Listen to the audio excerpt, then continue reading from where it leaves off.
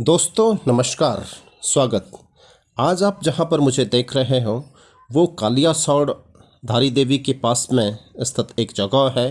धारी देवी हालांकि तलहटी में है इस कालियासोड़ जगह के। और जो बद्रीनाथ रूट या केदारनाथ रूट को फॉलो करने वाले लोग हैं या यहाँ के लोकलाइट हैं, उन लोगों को तो पहली नज़र में ही दिख गया होगा कि ये कालियासोड़ को मैं दिखाने जा रहा हूँ। लेकिन जिन लोगों का परिचय इस जगह से नहीं है, उन लोगों के लिए भी मैं थोड़ी देर के लिए इस जगह को उपलब्ध करा रहा हूँ। लेकिन जगह को उपलब्ध कराने से मेरा पर्पज़ ये नहीं है कि मैं इसे दिखाऊं, क्योंकि आप लोगों ने पूर्व में कई प्रकार के वीडियोस में इसको देखा होगा।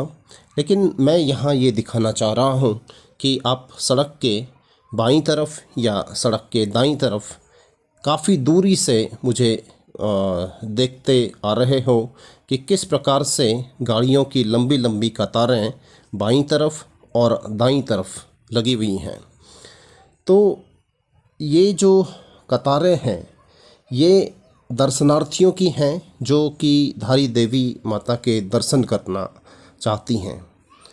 आगे मंदिर का प्रवेश द्वार भी है और आप यहाँ पर बाएं या दाएं, जैसे कि मैं बता रहा हूँ कि दोनों तरफ लंबी लंबी कतारें, लगभग 1 किलोमीटर पीछे से ये लाइन लगी हुई है, बाईं तरफ भी और दाईं तरफ भी। और आगे हम देखते जाएंगे कि कहाँ तक ये गाड़ियाँ दोनों किनारों पर खड़ी हैं। कुछ सालों पहले यहाँ पर सूनापन हुआ करता था और सीजन में भी गाड़ियाँ यहाँ इस तरीके से नहीं रुकती थी। लेकिन आज क्योंकि हर हाथ में मोबाइल है तो किसी न किसी यूट्यूब चैनल के माध्यम से आप इस जगह को या किसी भी जगह को इस तरीके से प्रचारित और प्रसारित हुआ पाते हो कि वो जगह काफ़ी पॉपुलर हुआ करती है। हालांकि धारी देवी माता जो यहाँ पर स्थित हैं उनका अलग ही महत्व है। हालांकि जाम की कंडीशंस थोड़ा और गहरी होती जा रही हैं। यहाँ से 3 किलोमीटर आगे तक ही मैं दिखाना चाहूँगा। पूरा यात्रा वृत्तांत तो करना नहीं है, लेकिन 3 किलोमीटर दूरी पर स्थित गोवा बीच, जो कि अब एक प्रकार का सेंटर हो गया है टूरिज़्म का, उसे भी मैं दिखाऊंगा कि यहाँ से लेकर के और 3 किलोमीटर मुश्किल से हम 5 या 10 मिनट की दूरी समयानुसार यहाँ पर होगी। और हम देखेंगे कि ये जो दूरी है और इस दूरी पर स्थित ये दोनों सेंटर्स, यहाँ धारी देवी से लेकर के और गोवा बीच तक, गोवा बीच से हम ये नहीं समझेंगे कि गोवा बीच गोवा में स्थित कोई जगह है, उससे मतलब ये नहीं है। ये एक्चुअली श्रीनगर जो डैम है उसकी वजह से बनी हुई झील, जिसमें कि धारी देवी का मंदिर भी अभी उसकी चपेट में आया है और नया मंदिर निर्माण उसी झील में हुआ है। और उसको उसी कृत्रिम झील की वजह से जो एक्सटेंशन है उसका आप देखेंगे कि पीछे एक रेतीला मैदान सा भी इसी पर तैयार होता है। तो लोकलाइट ने जो नदी का प्रवाह क्षेत्र है और प्रवाह क्षेत्र के अतिरिक्त जो एक रेतीली ज़मीन तुरंत सड़क से लगती हुई और एक इस प्रकार से कुछ निर्माण हुआ कि वो बीच जैसी आकृति अब ले चुका है।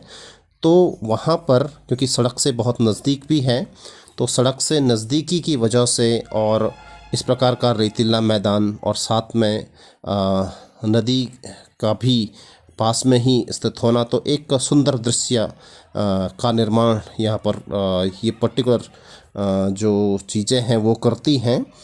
तो वो गोवा बीच के नाम से प्रसिद्ध अब हुआ है लोकलाइट में।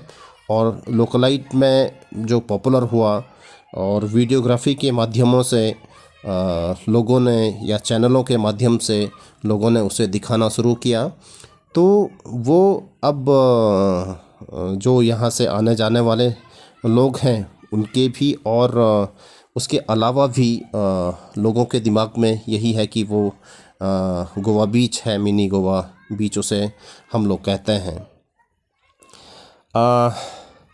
आप देखेंगे कि अब धीरे धीरे हम आगे बढ़ रहे हैं और दोनों तरफ कतार जो गाड़ियों की अभी तक लगी थी वो कम हो गई हैं। बस थोड़ी दूर पर ही गोवा बीच हमको दिखाई देगा। ये जैसे कि तुरंत अब ये सामने जो हल्का आपको व्यू आना शुरू हो गया होगा वो गोवा बीच का ही है, और हम वहाँ पर रुकेंगे। हम देखेंगे कि किस प्रकार से जो यहाँ से आने जाने वाले यात्री हैं, बद्रीनाथ के दर्शनार्थी हों, केदारनाथ मंदिर के दर्शनार्थी हों, या उसके अलावा हेमकुंड साहिब भी यहीं से जाते हैं वहाँ के दर्शनार्थी हों, या कुछ लोग जैसे चोपता तुंगनाथ जाना चाहते हैं वो लोग हों, या उसके अलावा रुद्रनाथ के दर्शनार्थी हों, इसी रूट को फॉलो करते हैं। और आप औली तक यहीं से पहुंचते हैं। औली के अलावा आप वैली ऑफ फ्लावर्स जो कि विश्व प्रसिद्ध सेंटर है एक नेचुरल फ्लावर्स का, तो आप उसे भी जाने के लिए इसी रूट को फॉलो करते हो। अब धीरे धीरे हम आगे बढ़ रहे हैं तो हम देखेंगे कि कितना सुंदर एक दृश्य बनता जा रहा है, और बस लगभग आधा किलोमीटर दूर पर ही हमें वो दृश्य दिखाई देने शुरू होंगे। और वहाँ पर हम देखेंगे कि जैसे दूर से थोड़ा बहुत दिखना शुरू हो गया है कि बाईं तरफ जैसे आप देख पा रहे होंगे कि ये रेतीला मैदान और नदी का कॉर्नर, और तुरंत सड़क से लगता हुआ ये रेतीली जो जगह, ये गोवा या मिनी गोवा के नाम से आजकल बहुत ज़्यादा चर्चित है। और यहाँ पर आकर के दर्शनार्थी जो बद्रीनाथ केदारनाथ के दर्शनार्थी होते हैं वो, उसके अलावा जो और यात्री औली जाने वाले या फूलों की घाटी जाने वाले या चोपता तुंगनाथ की विज़िट करने वाले या रुद्रनाथ जाने वाले लोग होते हैं, वो यहाँ पर रुकते हैं और स्नान करते हैं। क्योंकि गर्मी पड़ रही है बहुत तेज़, और यदि इस प्रकार से नदी की दूरी नज़दीक में हो तो आप एक रीच में उसके रहते हो, तो आप ज़रूर इस भीड़ भाड़ को देख करके तो कम से कम इंड्यूस तो हो ही जाते हो कि हम भी उस जो ये प्राकृतिक सौंदर्य है उसको या तो निहारें, या वहाँ जो प्राकृतिक रिसोर्स हैं जो पानी है उसको हम फील करें। और कुछ लोग तो नहाते हैं, आप यहाँ पर देख सकते हो। मैं थोड़ा बाहर उतर के इसको डिटेल में आप लोगों के लिए उपलब्ध कराऊंगा, आप थोड़ा मेरे साथ बने रहेंगे। और ये आप देख सकते हो इस सुंदर नज़ारे को, जो कि गोवा बीच के नाम से अब बहुत ज़्यादा फेमस लोगों के बीच में हो रहा है। और सामने देख सकते हो कि किस प्रकार से लोग वहाँ तलहटी में इस दृश्य को भी एंजॉय कर रहे हैं, कुछ सड़कों पे और कुछ नदी के बिल्कुल पास में। और खूबसूरत एक दृश्य, खूबसूरत एक मैदान, और ये जो भीड़ भाड़ दिखाती है कि लोगों का आवागमन उत्तराखंड की तरफ को बड़ा है। दर्शनार्थियों के लिए नए नए स्पॉट्स मिलते हैं, नई नई जगहें इस प्रकार से जो कि पॉपुलर होती जा रही हैं। तो इसका असर यहाँ की इकोनॉमी के ऊपर आप समझ सकते हो कि जितने ज़्यादा लोग भ्रमण पे आएंगे उतना ज़्यादा इकोनॉमी के ऊपर इसका असर पड़ेगा।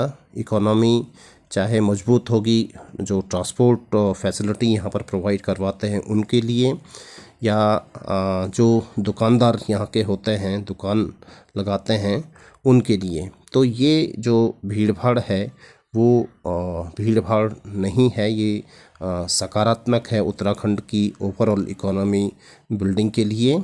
और अब आप इसे देखिए कि गोवा का नाम फेमस हो गया है यहाँ पर भी, और लोग भ्रमण पे आते हैं तो यहाँ पर ज़रूर रुकते हैं। मिनी गोवा रेस्टोरेंट, और आप भी ज़रूर यहाँ आइए और प्रकृति के नज़ारों का एंजॉय आप करिए।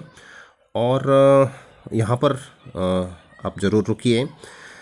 आप इकोनॉमी बिल्डिंग में एक महत्वपूर्ण भागीदार बनेंगे उत्तराखंड की।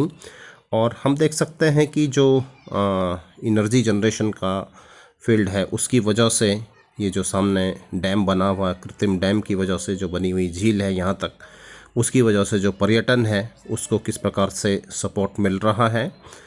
तो एनर्जी जनरेट भी हो रही है डैम कंस्ट्रक्शन की वजह से। आपके पास हाइड्रो पावर पोटेंशियल है, आपके पास इस प्रकार से सुंदरता है, नेचुरल जो ब्यूटी है उत्तराखंड की। और कुछ कृत्रिम भी यदि हो जा रहा है तो वो इकोनॉमी बिल्डिंग में सकारात्मक भूमिका ही निभा रहा है। तो ये जो कृत्रिम निर्माण हुआ है, और उस कृत्रिम निर्माण से गोवा बीच का भी निर्माण हो गया है, और गोवा बीच के निर्माण से ये टूरिज्म का भी निर्माण हो रहा है और उसमें भी प्रसार हो रहा है। तो ये ओवरऑल जो अर्निंग, चाहे वो हाइड्रो पावर सेक्टर से हो, अर्निंग चाहे वो यहाँ के टूरिज्म से हो, यहाँ के व्यवसायियों की जो स्थिति इससे सुधरती हो, तो ये सकारात्मक है उत्तराखंड के लिए। और भ्रमण पे आकर के इन जगहों को हमें ज़रूर पॉपुलराइज करना चाहिए। और पॉपुलराइज इस प्रकार से करना चाहिए है कि ये उत्तराखंड की ओवरऑल इकोनॉमी बूस्टिंग के लिए सकारात्मक हो, और हमें इसे प्रचारित और प्रसारित करना चाहिए। लेकिन सबसे ज़्यादा जो ज़रूरी है, हमारे अतिथि, हमारे दर्शनार्थी, इनका स्वागत करना चाहिए। बहुत बहुत धन्यवाद। नमस्कार।